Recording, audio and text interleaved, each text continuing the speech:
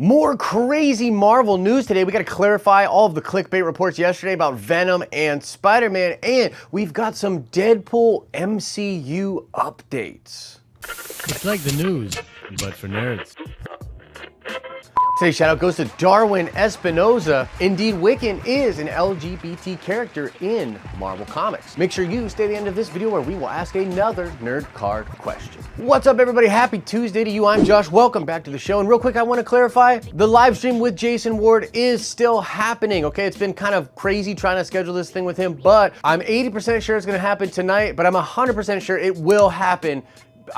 That's the best I can do. So make sure your notifications are enabled. Likely tonight, Jason and I will be live streaming, talking about some juicy leaks, and he's got some brand new ones that he wants to share on that live stream. So I'm very much looking forward to that. I hope you are as well.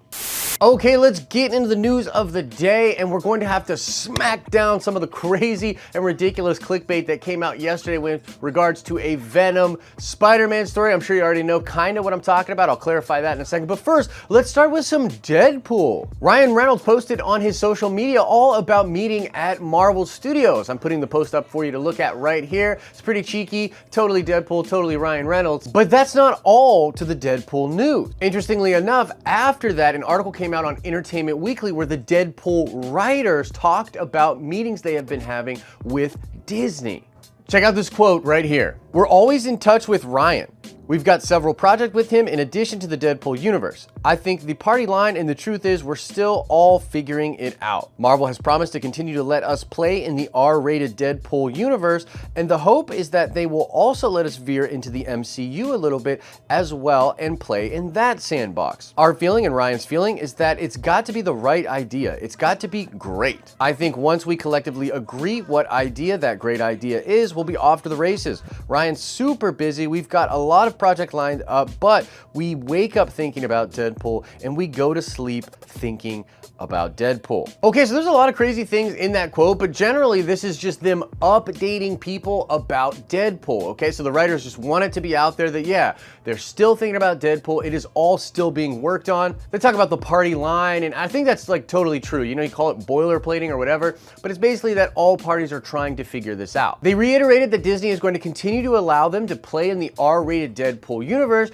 and they said that they hope that that allows them to veer into the MCU at some point. So that's really interesting. We'll get into that in a second. And they really close out by saying that their feeling and Ryan's feeling is that it's got to be the right story. It's got to be great. And I think they are talking there about what Deadpool could do with the MCU. Okay, implications. And yes, we're going to get into all of that. But the one implication you might not realize on the surface level here is that this story actually lays some credence to the leaks we talked about yesterday.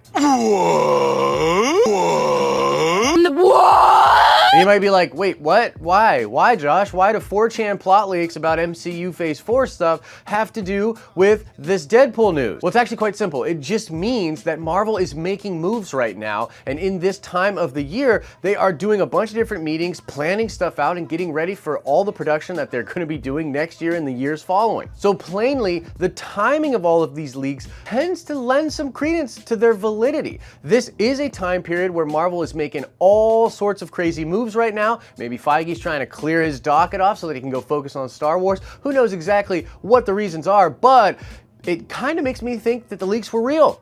Okay, so let's talk some Deadpool and the implications for the future of that franchise. I think it's pretty cool and reassuring to fans out there that Ryan Reynolds meets with Marvel Studios, and then you get this article out there where the Deadpool writers are making things, you know, make waves and go out there to the internet. Like, that's a good sign. It's likely to be moving forward in some way or form. I'm a little concerned when they say that, yeah, Marvel and Disney is going to allow us to continue to play in the R-rated Deadpool universe, and we're hoping that goes to the MCU. Kind of makes me think that maybe Disney is hesitant to put Deadpool into anything MCU. But Bob Iger did clarify that he said, yes, Deadpool could remain rated R, which is really wild for Disney, but they could do it as long as audiences knew what to expect and knew they would be experiencing a rating R movie like going into it. And frankly, I think there will still be some Disney restrictions, like different things that Disney just won't want Deadpool to do, but I think they will still allow the film to be edgy and ultimately have a rated R rating. Now again, when it comes to the MCU, I'm a little bit nervous here. It kind of makes me feel like maybe Feige doesn't want Deadpool to play with the mainstay MCU, but I think Marvel Studios is kind of figuring all of that out right now anyways.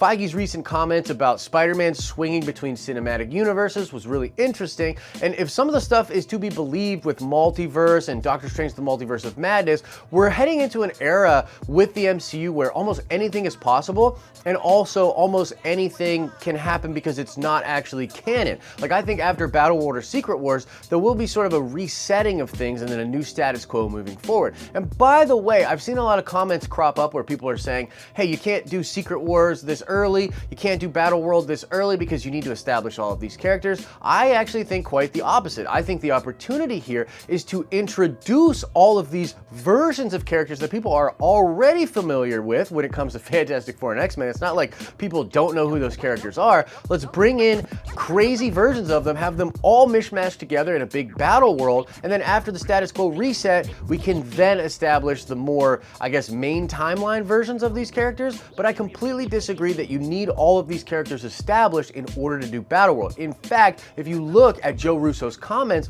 what he said specifically was getting all of these Fox characters would be amazing. It would be really interesting to do something like Secret Wars with all of those properties. Sorry about the Secret Wars rambling. You're probably gonna get a lot of that in the next couple of years for me, honestly. But point remains, I think there's an opportunity for Deadpool to do something crazy in the MCU and yet figure out a way for it not to really affect the MCU. Like, in my opinion, the greatest Deadpool story of all time is Merc with the Mouth. This is a story where Deadpool's going around to different universes, killing different versions of himself. It is absolutely incredible. It's a very, very good book.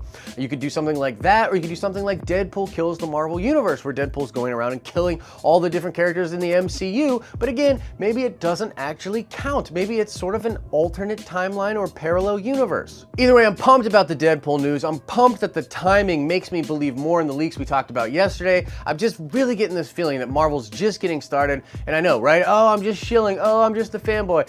Yeah, maybe that's true, but also you guys are gonna have to face facts. The MCU is far from done. The hype train keeps it going. And now let's smash some clickbait. Get it out of my face. Did you guys know that the Deadpool 2 director confirmed that Spider-Man vs. Venom is gonna be in Venom 2? Oh, it wasn't Andy Serkis? It wasn't the director of Venom 2? Oh, it was Ruben Fleischer, the director of Venom 1? Oh, and his quote isn't even referring to Venom 2. He's just talking about an overall plan for Venom and Spider-Man that we all already knew was probably on the table. Okay, yeah, all jokes aside, guys, I totally get the game, right? I get the game. I do a version of clickbait here on the channel, believe it or not. I try to do it with a little integrity, but a lot of other places out there ran with this crazy story. I saw headlines and video titles saying, Venom director confirms Spider-Man in sequel. That is the biggest load of clickbait I've ever heard. That is not true in any sense. Like, in any sense, that's not true. Ruben Fleischer, who was the director for Venom 1, was talking to fandom and he said this. That's where it's all going to lead. And that's the exciting thing, because we changed the origin of Venom. In the comics, he evolved from Spider-Man, but because of the Marvel Sony thing, we weren't able to do that. And so the thing I think it's building towards, and will be exciting to see, is when they actually do confront each other. I want to repeat one part of this. The thing I think it's building towards. Guys, I don't know how else to say this. This is just Ruben Fleischer making commentary as a fan. This is not Ruben Fleischer talking as a director. This is not Ruben Fleischer talking as any sort of authority on anything. Now, is it interesting that he said that? For sure, definitely. It's also interesting that Tom Hardy recently put a picture of him in a Spider-Man suit on his Instagram and then removed that post. It's really interesting, but it's not exactly breaking news, and it's definitely not something that should be so shocking to people. All signs point to this obviously being what Sony wants. I mean, geez, during the Sony Marvel drama, we found out that Tom Holland did shoot a scene for Venom, but Marvel made them remove it, which, by the way, is really interesting because John Schnepp, the late and great John Schnepp, all hail to the great sweaty. But yeah, John Schnepp, he actually scooped this. He said that he knew for sure that Tom Holland had a cameo appearance in the Venom movie that he was on set shooting. That turned out to be true. Tom Holland was on the set shooting a SpiderMan cameo of some kind for Venom 1. Marvel made them remove it. In all likelihood, this is something that Sony wants, but we're still in the nitty-gritty of a Sony-Marvel deal drama situation. We have no idea how this is all actually going to work out, and so it's super preemptive to take something Ruben Fleischer says when talking to frickin' fandom about his thoughts about where it's going and say that that is news in any way, shape, or form. I'm really getting sick of that version of clickbait. I can't stand it because to me, that is purposely misleading people to get them to click. That's not what I do. In fact, here's an actual scoop, actual news when it comes to Venom 2, and this would be that Shriek is being added as a co-villain for the movie. And if you didn't know this, Shriek is a female that did have a love interest with Cletus Cassidy, aka Carnage, in the comic books. And so it would appear that we're getting some kind of Bonnie and Clyde thing going on with Carnage and Shriek in Venom 2, and that sounds actually pretty freaking amazing, and that scoop is coming to you from Deadline, which if you didn't know is a reputable trade. Like, you guys do know what the reputable trades are, don't you? And so that is the official news, guys. I just wanted to clarify because I just saw all that crazy clickbait out there online yesterday. I'm sure you're starting to get irritated with it the same way I am. That's your clarification. That's what was said, what the actual context is, and Shriek being in Venom 2 as a villain,